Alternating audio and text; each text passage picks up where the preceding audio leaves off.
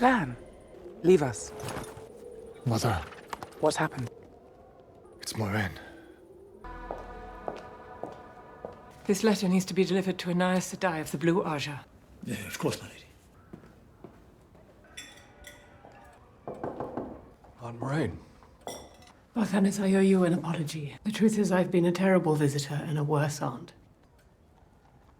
I think you'll make a wonderful king, Barthanes. King to make our house proud. Oh. The Amelin seat is here, with 14 Aes Sedai, and she's demanded an audience with you.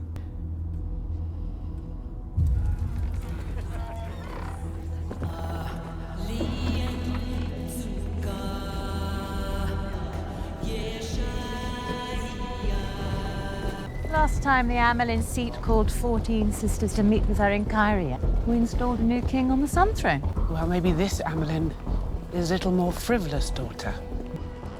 We'll have to wait and see.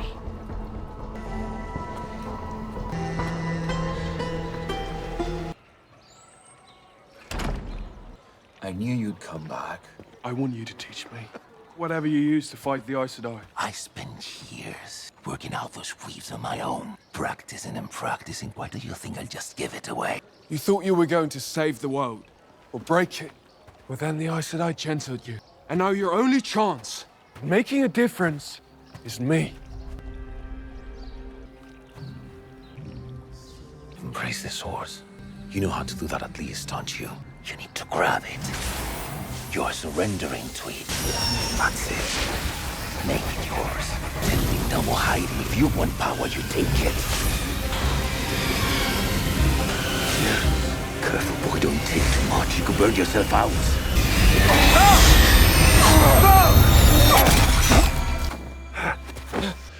That's not enough time. With that much power, you can do anything. Fight anyone. With me, I cannot imagine that with all your money.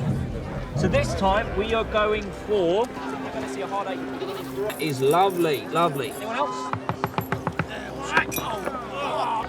What?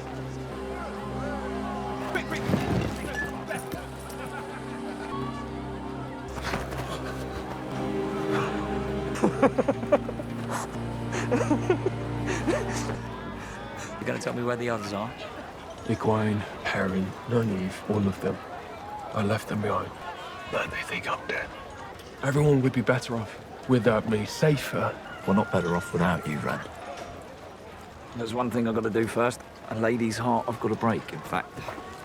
You don't have to come with me. Yes, I do. I will be there.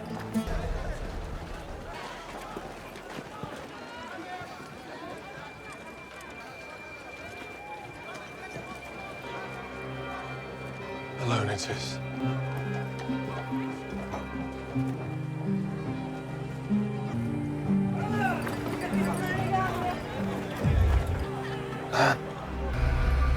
I'm sorry.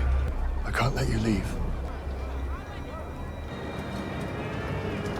You truly understand Randolph Thor's strategic genius. When fans of Robert Jordan's The Wheel of Time think of the Dragon Reborn, they often picture cataclysmic displays of the One Power.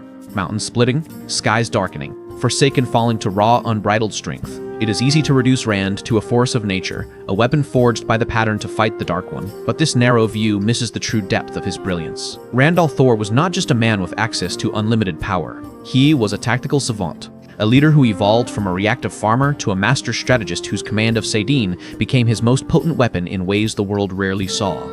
The real insights into his growth, the moments that define his legacy as a warrior and a leader, lie not in the epic battles that shake continents. They lie in the lesser-known engagements, the quiet clashes, the subtle weaves that turn the tide of war without fanfare. These are the moments where Rand's true genius shines, where he used Saidin not as a hammer but as a scalpel, where he outthought his enemies, outmaneuvered them, and outstrategized them long before the first blow was struck.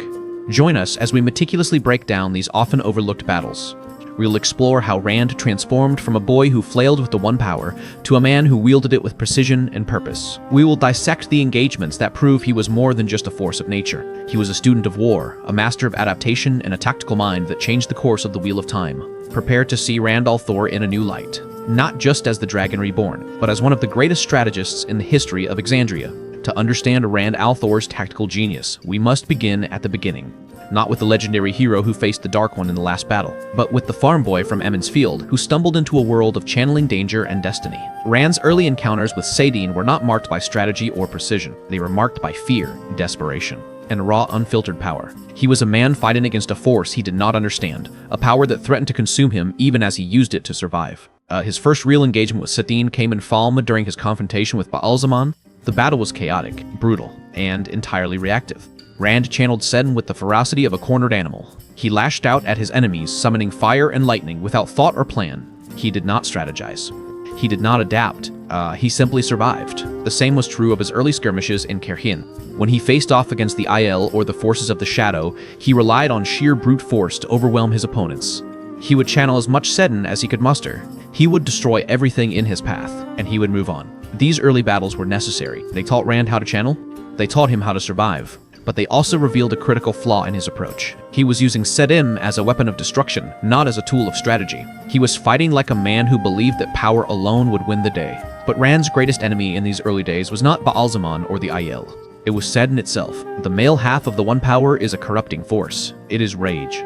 It is addictive. It fills the channeler's mind with rage and despair. Rand felt this corruption every time he touched Sedin. He felt the darkness creeping in the voices whispering the urge to destroy everything in his path. This psychological burden had a profound impact on his combat decisions. He was afraid to channel for too long, afraid to lose control, afraid to become the monster the world feared he would be. As a result, he relied on quick, decisive bursts of power. He attacked first and asked questions later. He did not have the luxury of subtlety or nuance. He needed to end the fight before Saidin consumed him. But even in these early days, there were glimmers of something more, hints of the tactical genius that would one day define him. One such moment came during his escape from the White Tower. Rand was being hunted by Aes Sedai, who wanted to gentle him to cut him off from the One Power forever. He was outnumbered, outmatched, and on the run. But instead of lashing out with fire and lightning, he did something unexpected. He used Saidin to create a fog, a dense, impenetrable mist that obscured the Aes Sedai's vision and slowed their pursuit. It was a simple weave, a defensive maneuver, but it was intentional.